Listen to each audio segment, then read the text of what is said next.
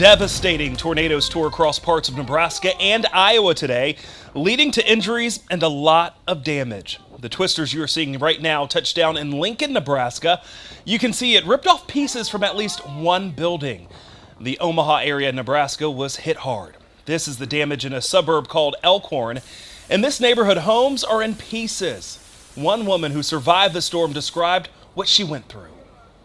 All of a sudden the lights went out and we heard everything being thrown around above us, and it was so scary.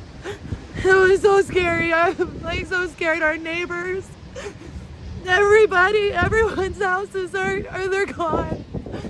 They're gone. Police and firefighters in this area are going door to door, helping people who are trapped.